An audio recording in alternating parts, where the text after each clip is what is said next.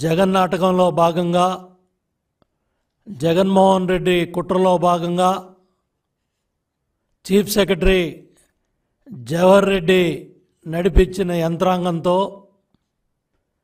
ఎంతోమంది వృద్ధులు, వితంతువులు, దివ్యాంగులు, పింఛన్దారులంతా కూడా నానా ఇబ్బందులు పడ్డారు, నానా బాధలు పడ్డారు.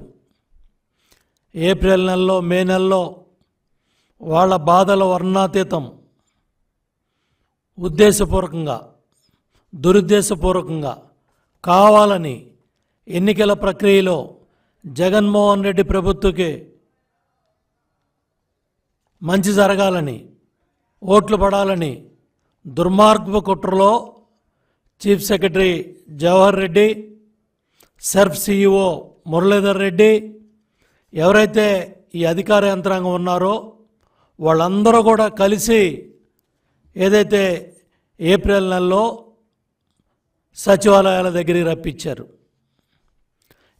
ఎంతోమంది పదుల సంఖ్యలో ఆ రోజు వివిధ పత్రికల్లో, మీడియాలో వార్తలు వచ్చాయి. ఎండ వేడికి, ఆ రోజున 45 డిగ్రీల సెంటీగ్రేడ్కి వేడిమికి వృద్ధులు నానా బాధలు పడి, ఇబ్బందులు పడి, మరి సాక్షి ఛానల్లో, వాళ్ళ ఛానల్లో అయితే 60 మంది చనిపోయినట్టుగా గత 2 నెలల్లో వార్తలు పుంకానుగా వేశారు. వీటన్నిటికీ కూడా కారణం మీ జగన్ నాటకం, మీ దుర్మార్గం, మీ పైచాచికత్వం. రాజకీయ క్రీడలో అధికార యంత్రాంగాన్ని, అధికార పార్టీకి లబ్ధి చేయాలని అమాయకులైన పింఛన్దారుల్ని నానా బాధలు పెట్టారు. మహిళలను కానీ, వృద్ధులను కానీ, అవ్వలను కానీ, తాతలను కానీ. ఏప్రిల్ నెలలోనేమో సచివాలయాల చుట్టూ రప్పించారు, మే నెలలోనేమో బ్యాంకుల చుట్టూ తిప్పారు. నేను అడుగుతున్న చీఫ్ సెక్రటరీ జవహర్ రెడ్డిని, సెర్ఫ్ సిఇఓ మురళీధర్ రెడ్డిని, ఇంతవరకు ప్రభుత్వ పరంగా ఒక్క స్టేట్మెంట్ బయటకు వచ్చిందా? ఇళ్ళ దగ్గరికి వెళ్ళి ఎంతమందికి ఇచ్చారు? బ్యాంకుల్లో ఏ బ్యాంకుల్లో ఎంతెంత డబ్బు వేశారు? ఇప్పుడు దాకా ఎంత విత్డ్రా చేశారు?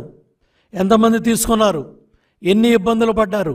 ఆధార్ దెమ్మనొకడో, పాన్ దెమ్మనొకడో, ఈ బ్యాంక్ అదనొకడో, ఆ బ్యాంక్ అని సచివాలయ సిబ్బంది ఏ బ్యాంకులో ఉందని ఇళ్ళకెళ్ళి చెప్పిరమ్మన్నారు. అదే సిబ్బందితో ఆ డబ్బులు వెళ్ళి ఇంటి దగ్గర ఇవ్వడానికి ఏమి నొప్పి అని నేను అడుగుతా ఉన్నా చీఫ్ సెక్రటరీ జవహర్ రెడ్డిని. అయిపోయింది కదా, ఎన్నికలు అయిపోయాయి. ఇంకా మీ కుట్రలు ఆపండి, మీ కుతంత్రాలు ఆపండి, మీ దుర్మార్గాలు ఆపండి.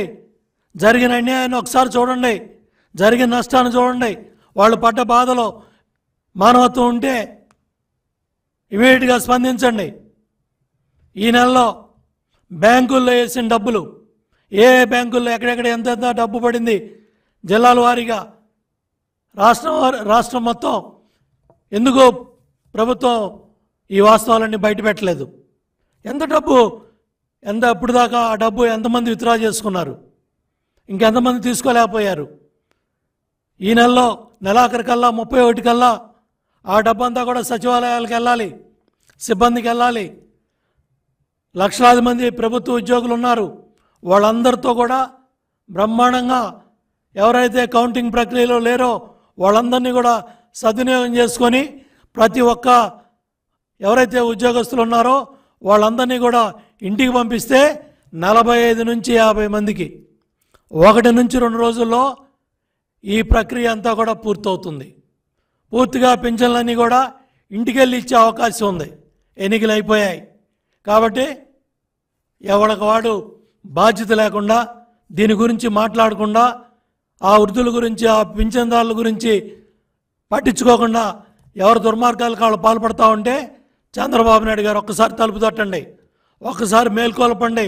మళ్ళీ ఒకసారి వాళ్ళందరూ కూడా చాలా నిర్లక్ష్యంగా వ్యవహరిస్తూ ఉన్నారు. మరొకసారి మేల్కొల్పి ఆ పింఛన్దారులకి ఇంటి దగ్గరే పెన్షన్ వెళ్ళాలి, పంపించండి, పంపించమని గట్టిగా ప్రశ్నించండి, కళ్ళు తెరవమని చెప్పండి. చీఫ్ సెక్రటరీకి ఎన్నికలు అయిపోయాయి, జగన్మోహన్ రెడ్డి పని అయిపోయింది, ఇంకా మీరు స్వామిభక్తి కట్టిపెట్టండి.